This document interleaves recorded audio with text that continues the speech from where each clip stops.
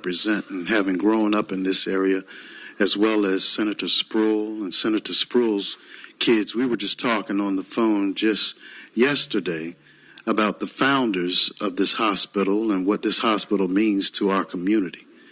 I can tell you, coming from an area growing up, and you may not know it, most of you who are not from the area, but in South Norfolk, an area in which this district I represent as well, has all of the city's Title I schools, if that can paint a picture for you. This hospital has done a tremendous job reaching out in the community and providing quality care. And we shouldn't do anything to stand in the way of making sure that that care is provided in the community. I can tell you, as a kid growing up into this community, thousands of student athletes coming through junior high school, right on through high school, would not have been able to get something as simple as their physicals done were it not for the doctors of this hospital fighting for quality care. They would set up in the community and make sure that that care was available to the kids. Thousands and generations, speaking to Hall of Fame greats. One of the greatest free safeties the NFL has seen, Ken Easley, stood in line for these doctors to provide physicals. That's just one, and the list can go on. Like I said, thousands. Just a couple of months ago, when there aren't any chain stores setting up in the community to provide pharmacy care. There are no Walgreens and CVS's in this area, but this hospital went and set up in that community to provide a place for people to get their prescriptions filled. That's the commitment that we're talking about. And so with that, Mr. Chairman, I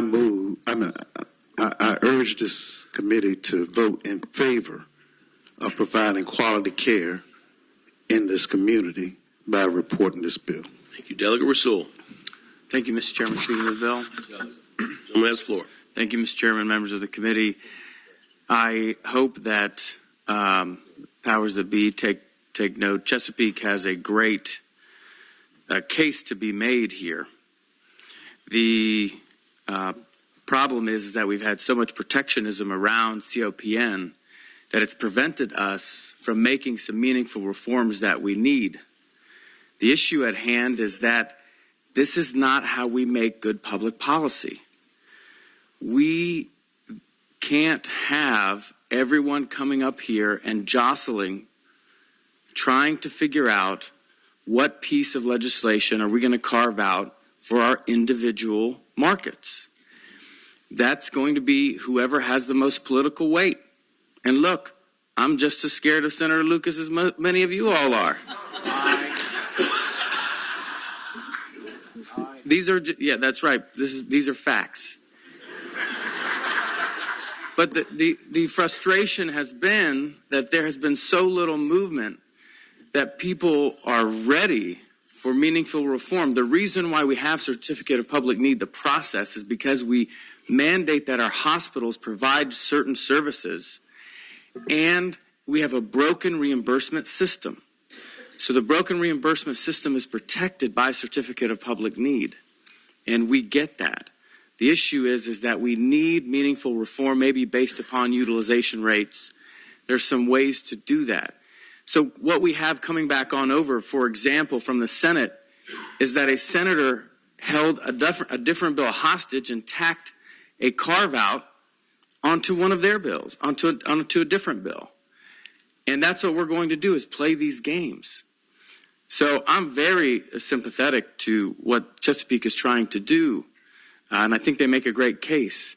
And that case needs to be made objectively and not left up to us to individually make those decisions. So I hope moving forward, Mr. Chair, I'll be voting against this, but I hope moving forward that this committee will think long and hard about that, but that the stakeholders will take note that this is a breaking point.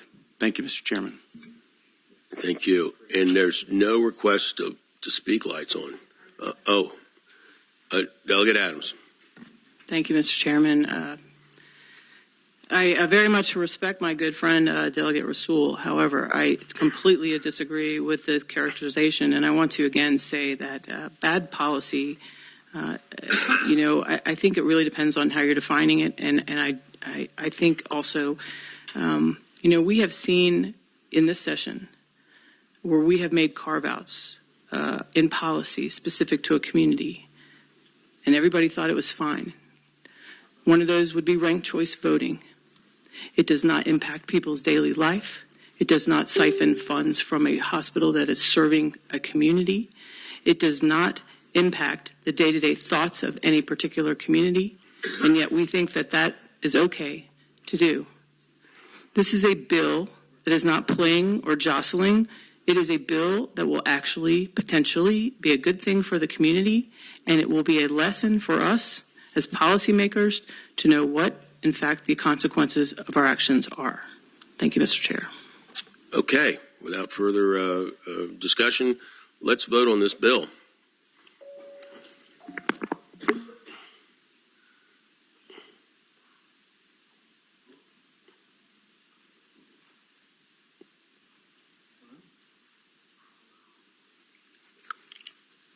And the bill fails to report on a vote 11 to 10.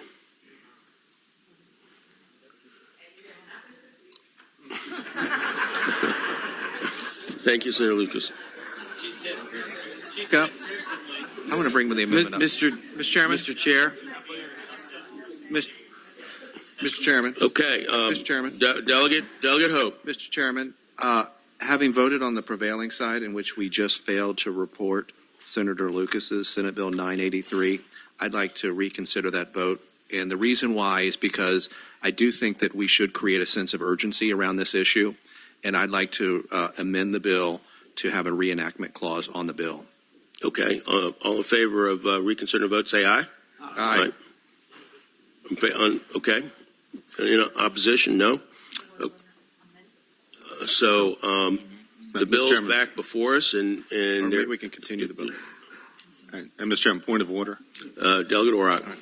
At hearing the gentleman's discussion, parliamentarily, a question once put cannot be put back before the body. If the gentleman has an alternative motion, then that would be in order. I do, and my intent is to continue the bill to 2021 under Rule 22. That would be my intent. Okay.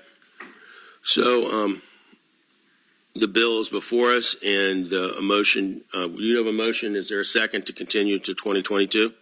Okay, this is a voice vote. All in favor of continuing the bill until 2021, say aye. Aye. Opposed?